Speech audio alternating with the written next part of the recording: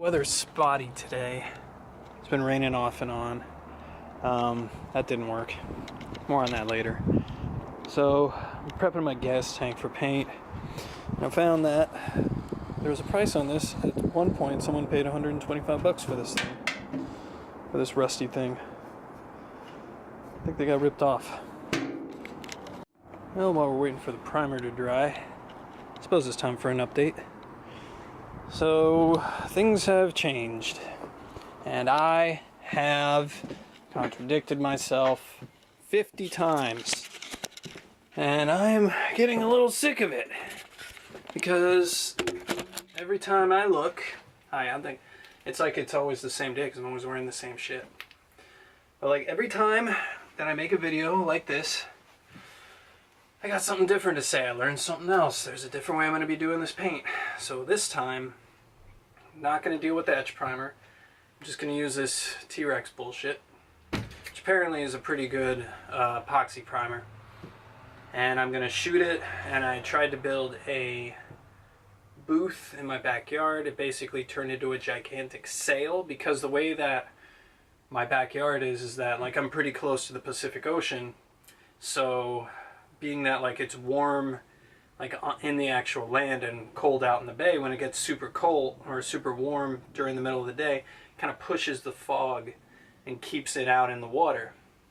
But then as soon as it starts getting a little cooler, like it starts becoming like 4 o'clock, 5 o'clock here, the fog tends to come right back, come in and like kind of takes over for the rest of the night. So what that means is that I get a lot of wind coming this way from the ocean. So that means I can't paint anything after like 4 o'clock, because it starts cooling down and I start getting a lot of wind coming my way. Which means that that gigantic booth I made turned into a sail, and just you know, it wasn't going to work. So actually I looked on Amazon and I found something that's essentially a pop tent, a camping tent, with one of the sides missing, that pretty much is exactly what I need, and I paid 50 bucks for it. Instead of the 70 bucks I spent making my own, which isn't going to work. So I feel like a big dum-dum, but in the grand scheme of things, I'm not going to miss 70 bucks in this restoration. But I'm going to use that to do all my painting.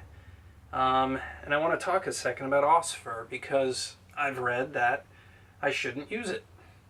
That basically any sort of chemical stripper I want to, or any sort of chemical rust converter I want to use, is going to essentially ruin any top coat I put on it, whether that be, you know, epoxy primer or etch primer or just anything. It's going to essentially ruin it if I keep it on there.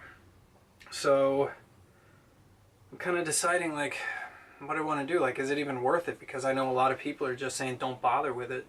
Just clean the metal, scuff it, or like, you know, sand it down to 220 and then shoot epoxy primer on it, and that's it. Then you're good, you're done. Like, nothing's gonna grow under there and you're fine. I don't really believe that, but like I'm going to literally paint manufacturers forums, and they're like, the manufacturers themselves are all saying the same thing. They're saying like, no, we don't guarantee if you use like Osfer or metal prep or anything like that, we don't guarantee it. It's not our fault if this stuff lifts after a couple months. You know, it's your fault you use that stuff. So, so what I'm trying to do right now is get all the Osfer off of the panels I used it on. And it's kind of hard on the hood because I used a lot of it, and it's kind of like etched itself and stained the actual metal.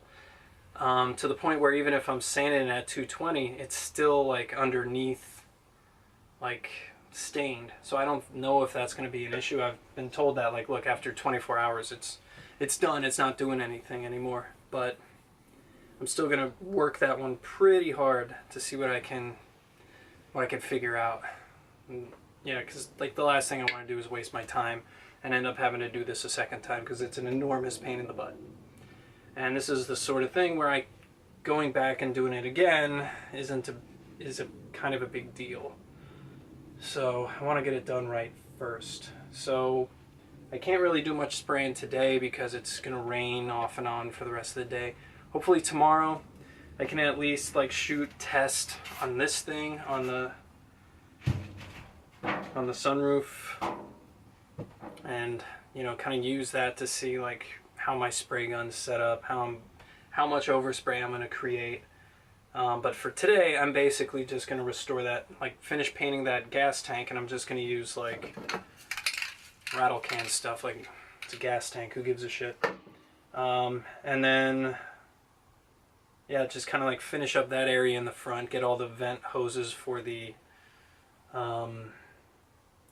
gas tank, get all those figured out. I already pulled the wiring harness back through the firewall, and pretty much I just trying to get ready for, hopefully, the idea is that tomorrow I can actually start the car, which means I have to wire up the battery again and finally put that brace that I had to rebuild when I did the floor panel, actually like bolt that back on, rewire the battery, put a front seat back in so I can actually sit in there, and then I can move the car in and out, and like frankly I just want to start it again.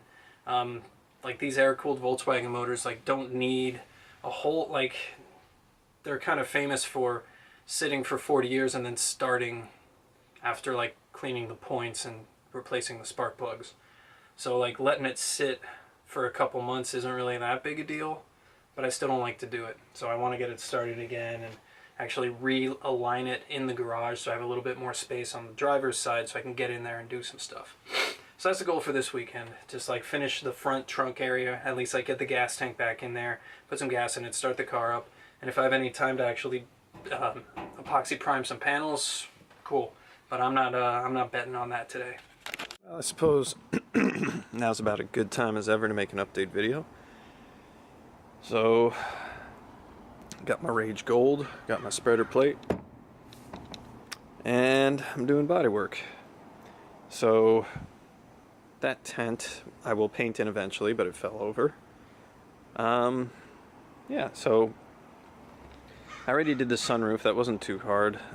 This fender really isn't that hard. I mean, it's just like a skim coat there, and then I just got a few little low spots that I'm taking care of right here. I mean, this really doesn't require that much work. One little ding right there that I'm taking care of. The hood, on the other hand, is pretty much done, but it took a lot of work. This little guy right here, that's finished. Oops, am I out? Oh no. Oh, I'm still recording, right? Damn it, I can't see shit. Yeah, okay. I'm recording. The hard part, though, was like this front part obviously was just full of nicks and dings and all that shit, so I put a skim coat on pretty much all of it just to make sure that I wasn't missing anything, and sure enough, when I put a skim coat down, I found a lot of low spots, so I filled those up. But the hardest part, obviously, was this dent right here that I've pretty much filled up. And I tried to pound it out best I could, but I really couldn't get to it because there's a brace on the underside of this that I really can't get to, so I had to just fill it and just hope for the best. So now that that's filled up, I guess when whatever hit it pushed up the metal here into like a point. So I had to hammer that down, and because that was super high, like, you know, it pushed up. So that's the last bit right there. That should get it all smoothed out, and then this guy's done. And then pretty much what's left is doing the rear fenders, which I have to like reshape where the taillights come in, or the taillights attach, and that's gonna take a while because I have to do that for both of them. And then the rear hatch, there's just like 2 dings, and that really won't take long at all. But my methods, as far as doing this, you know, I'm using the Rage Gold, which is really nice stuff, and actually $40 for a gallon, which ain't bad at all. I got this glazing putty, which is cheap, but it works, just to fill scratches and stuff like that. So how I'm doing this is with my DA, with the 40, I basically come through here and give it just like a buzz down, just to like get rid of all these like super duper high spots, like right here from the spreader. Take those away, and then work on the edge, feather that out a little bit, and then block everything by hand. And then I'll come back with a 220 on the DA and like feather the edges out all the way, and kind of do that first because that's the hardest part, and then I can block everything down and not have to worry about feathering the edge. So it saves me some time, but like it still takes forever, and I'm still blocking like 80% of this thing, but at least I don't have to worry about feathering the edges because, you know, I can do that electronically, not manually. But yeah, so there's some of these edges, like this edge isn't feathered as well as it should be, so once I'm done with all this stuff I'll come back and feather everything out. But like, as opposed to like these, like you can see, like this is very, very well feathered out. It's nice and milky, so so it works. I'm not trying to DA the entire thing because, you know, obviously that'll get me into a lot of problems with this ending up being rippled and, you know, really not doing a very good job. But at least if the DA can help me feather this stuff out and knock out like all these like spreader marks, then, you know, why not? I'm not using that for shaping, I'm just using it for feathering and all that. So the tank is painted, but I don't know if I could show it to you. It's back there, it's painted, it looks really good. But when I put in the POR15, I actually sealed up the drain, the fuel drain. The fuel drain itself was not clogged, but the filter, that was clogged. So I had to remove that, and I got a new one today, which is really cheap because it's from a Carmen Ghia, but I mean the Ghias and the Squarebacks, Fastbacks, they're all pretty much the same thing. So I'm gonna pop that one in there and then put that guy into the car, and maybe I can start it, I don't know, next week.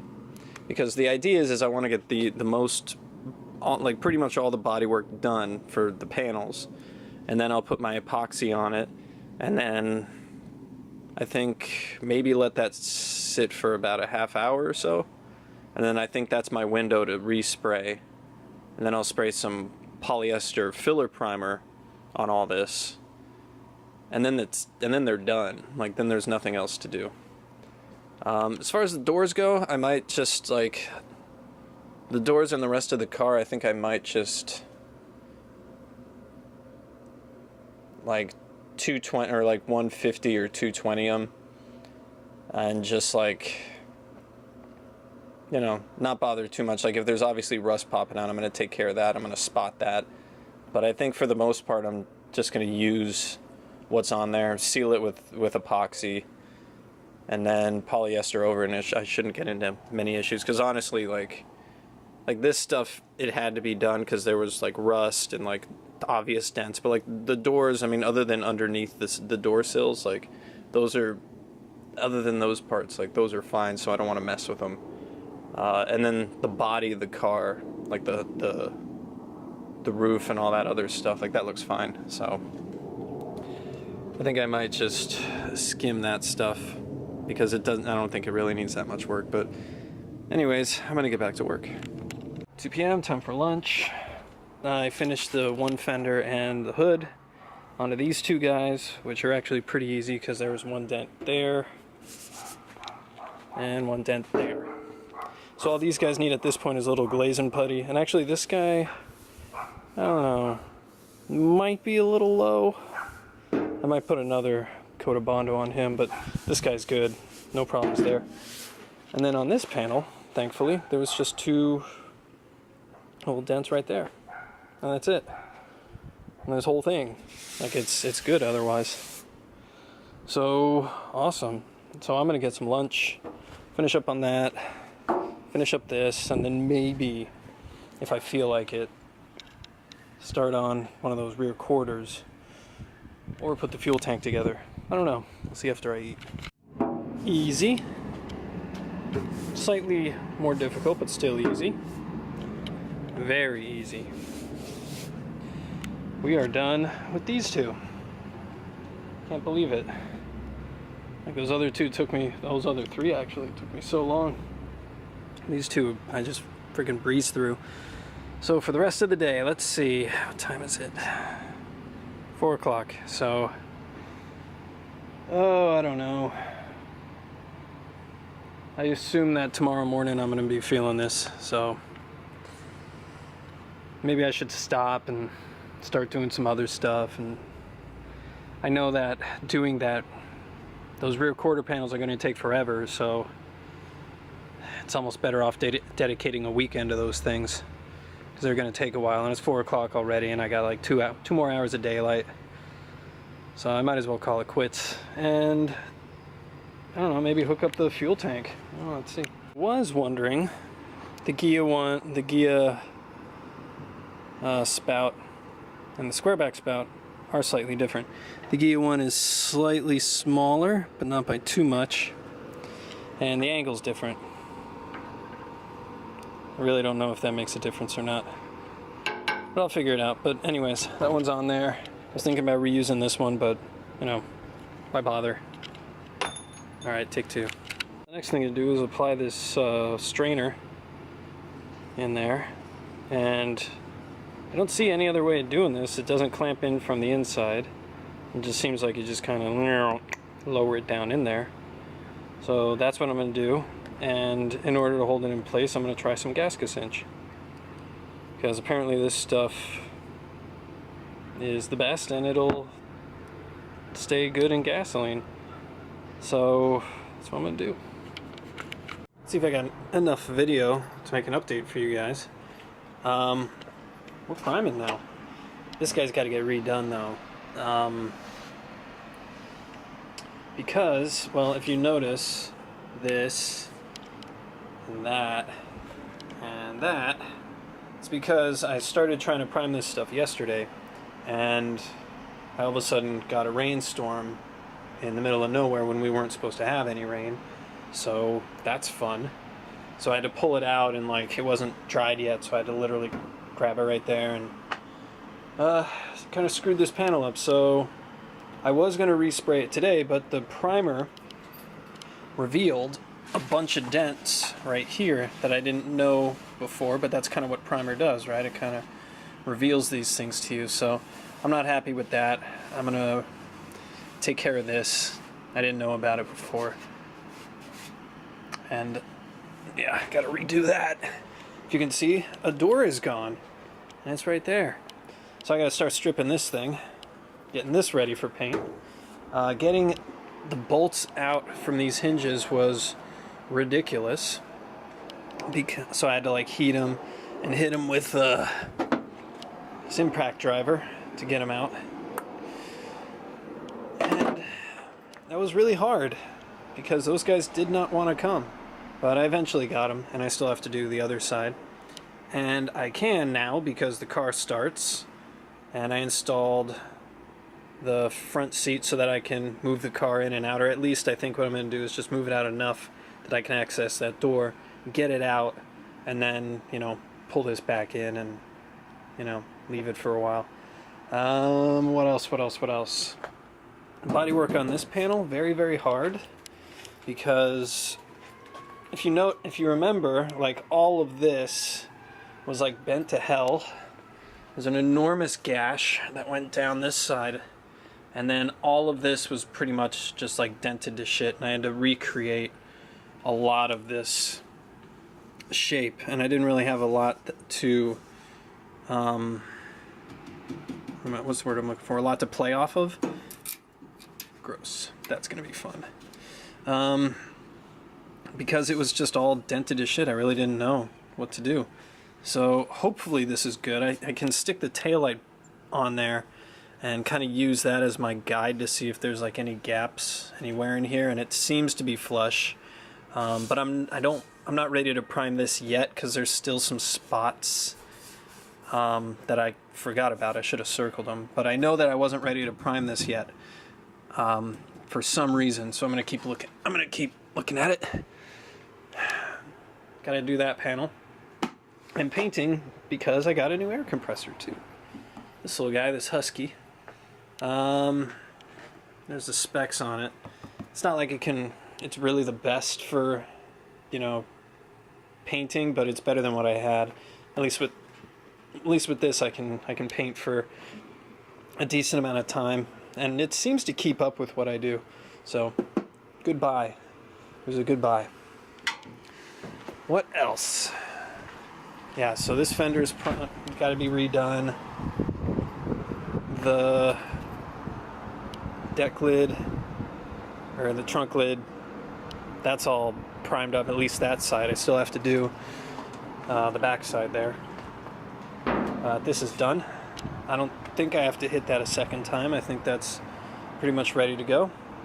And then this guy, tiger striped like crazy because my gun was sputtering and spatting along because I didn't clean it well enough. So luckily it's just primer, and I can level this out, and as long as it's on there thick enough, I should be fine. And that door, yeah, still has to come off. Gas tank's installed. Put a little bit of gas in there, just enough to start it to see if anything would work, and it does, so that's good. Might get a new sending unit just cause. I hooked up all the gas lines underneath it, so it's all hooked up now. And frankly, it's a nice looking front trunk area, if I do say so myself. Let me show you. I'm trying to be quick because the battery light on my camera keeps telling me that it's about to die. That's the old compressor that I had. It's a little 4-gallon worksite compressor. Good enough for painting motorcycles, but nothing beyond that. I got that up on Craigslist for like $100. Should go pretty well. My painting area is a disaster. That stupid ass overspray tent falls over all the time, and it doesn't really do anything as far as keeping overspray down.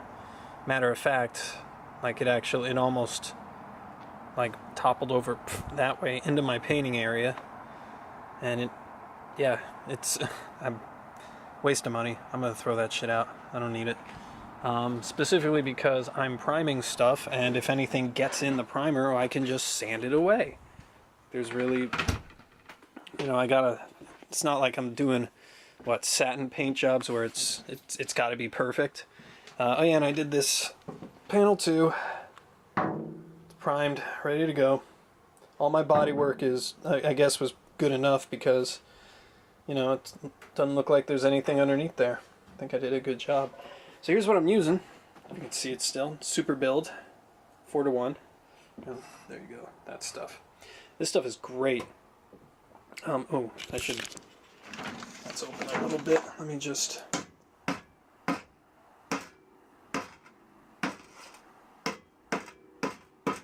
There we go. Okay.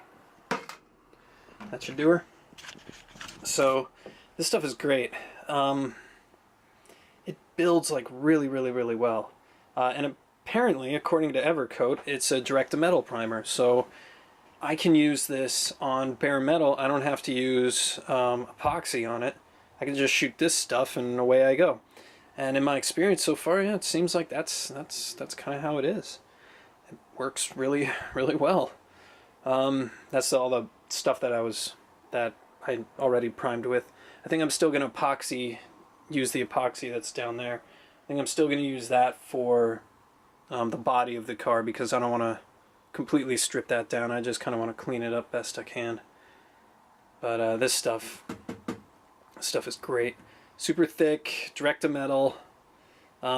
Pretty much once I'm done with my sanding this stuff down, leveling it out, pretty much just put a sealer on it and then away to paint. And I'm actually going to probably give the entire car to a body shop to do the actual color coat and the sealer because like I can do primer here, it's not an issue, because if I get like runs or crap in the paint, like I can just sand it off, it's primer.